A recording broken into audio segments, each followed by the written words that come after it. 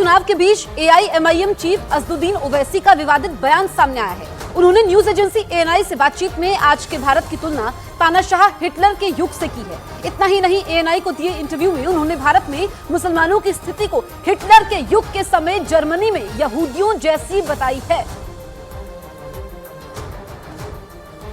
भारत में आज जो पोजीशन है मुसलमानों की, वो 1930 के हिटलर के ज़माने में जो यहूदियों से जो हरकतें होती थी वही स्टेज पे। उधर असदुद्दीन ओवैसी के विवादित बयान पर बीजेपी ने जोरदार पलटवार किया है और उनके बयान को नफरती करार दिया है। सारी देश में हिंदुओं मुस्लिमों एक ही है, हम कभी कोई रिलीजियस के खिलाफ नहीं है, मगर जो रिजर्वेशन है, रिजर्वेशन के बारे में भारतीय जनता पार्टी जो हाईकोर्ट का जजमेंट है अनकॉन्स्टिट्यूशनल है, यही प्रधानमंत्री रिफर कर रहे हैं। हम रिलीजियस के नाम पर रिजर्वेशन नहीं देना चाहिए। डॉक्टर बाबा साहब अम्बेडकर को भी यही बोलना था। हिटलर कौन था? निजाम था या कोई और था? ओवैसी को अपना दौर याद नहीं रखता है। जरा याद गिना दे तो कितने मुस्लिम देशों में लोकतंत्र है। बहुत हिटलर की बात याद आ रही है। इतनी ही हिटलर शाही है तो इतना बोल कैसे पा रहे हैं? अगर हिटलर शाही होती तो वैसे ही इतना बोल पाते? पहले तो ये खुद से पूछें सवाल, उसके बाद ये सब बयान दें। पश्चिम बंगाल के राज्यपाल CV आनंद बोस पर लगे यौन शोषण के आरोपों पर बंगाल की सियासत गर्मा गई। उन पर राजभवन की ही एक महिला कर्मचारी ने शोषण का आरोप लगाते हुए शिकायत दर्ज कराई, जिसके बाद TMC उन पर हमलावर हो गई।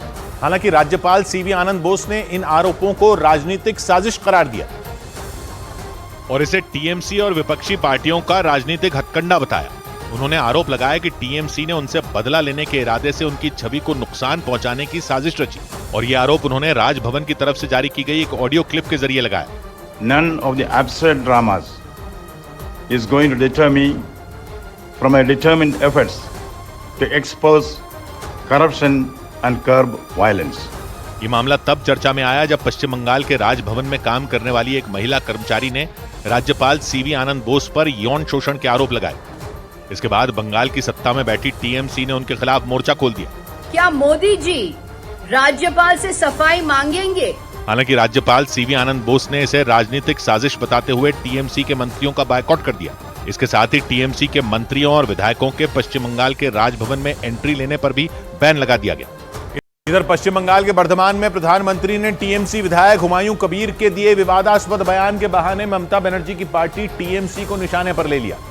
आरोपों के मुताबिक TMC विधायक हुमायूं कबीर ने हिंदुओं को नदी में बहा देने की धमकी दी थी, जिसके बाद इस बयान पर सियासत तेज हो गई और इसके जवाब में प्रधानमंत्री ने भी TMC पर हमला बोला।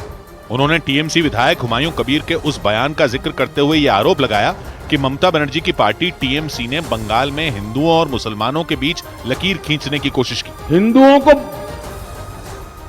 बहा दोगे? वाकई क्या हालत हो गई है। ये विवाद एक दिन पहले दिए गए TMC विधायक हुमायूं कबीर के बयान के बाद शुरू हुआ। TMC विधायक हुमायूं कबीर मुर्शिदाबाद लोकसभा सीट में प्रचार अभियान के लिए पहुंचे थे, जहां उन्होंने हिंदुओं को हद में रहने की चेतावनी दे दी। 2 ঘন্টার মধ্যে তোমাদেরকে যদি ভাগীরথীর গঙ্গায় না ফেলতে পারি রাজনীতি থেকে সরে যাব। उनके इसी बयान को बीजेपी ने हाथों हाथ लिया और TMC पर हमलावर हो गई। मुर्शिदाबाद लोकसभा सीट पर 7 मई को वोट डाले जाएंगे और इसी वजह से वहां दोनों पार्टियों ने प्रचार में अपनी पूरी ताकत झोंक रखी है।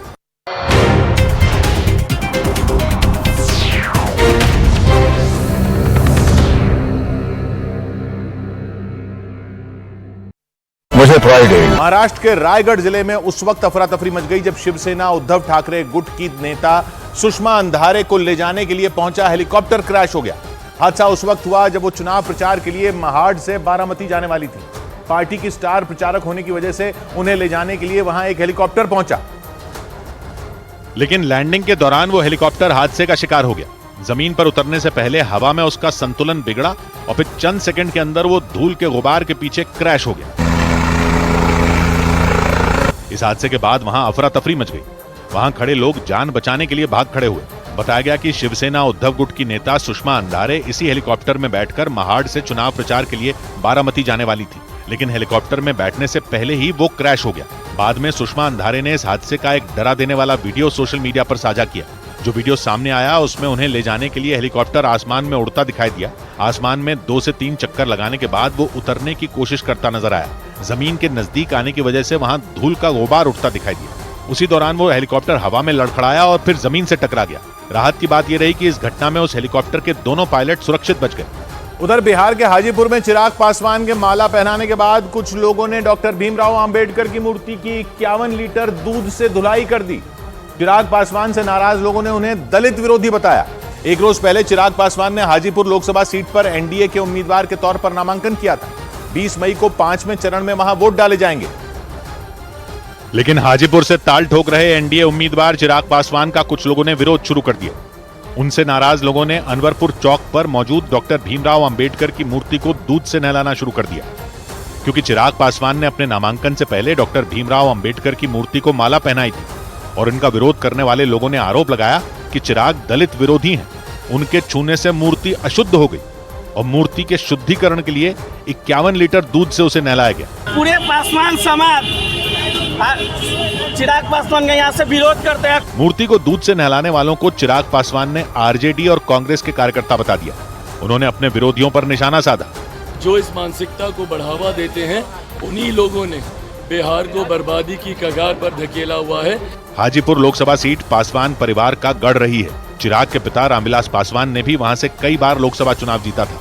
इस बार चिराग पासवान वहां से मैदान में है और उनका सीधा मुकाबला आरजेडी के शिवचंद्र राम से है।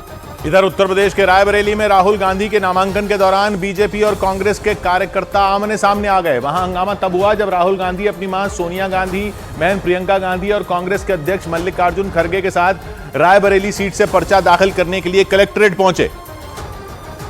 और उसी दौरान कलेक्ट्रेट के बाहर कांग्रेस और समाजवादी पार्टी के कार्यकर्ताओं के साथ बीजेपी के समर्थकों की भिड़ंत हो गई। वहां से जो तस्वीरें सामने आई उनमें बीजेपी और समाजवादी पार्टी के कार्यकर्ता अपनी अपनी पार्टी के झंडे लेकर नारे लगाते दिखाई दिए। एक तरफ से जय श्री राम के नारे लगने शुरू हुए तो दूसरी तरफ से जय समाजवाद के नारे गूंजने लगे।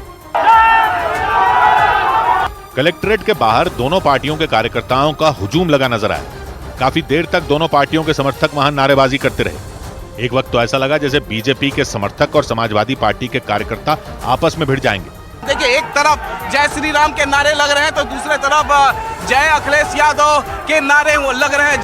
हालांकि इस हंगामे के बीच नामांकन के आखिरी दिन राहुल गांधी ने रायबरेली सीट से पर्चा भर दिया। उस दौरान उनके साथ उनकी बहन प्रियंका गांधी और रायबरेली सीट से मौजूदा सांसद और उनकी मां सोनिया गांधी भी मौजूद रहीं। इन दोनों के अलावा मल्लिकार्जुन खड़गे और प्रियंका गांधी के पति रॉबर्ट वाड्रा भी वहां नजर आए। लेकिन रायबरेली और अमेठी लोकसभा सीट पर ऐन वक्त पर कांग्रेस की तरफ से उम्मीदवारों के ऐलान ने लोगों को चौंका दिया, क्योंकि अटकलें ये लगाई जा रही थी कि राहुल गांधी एक बार फिर अमेठी से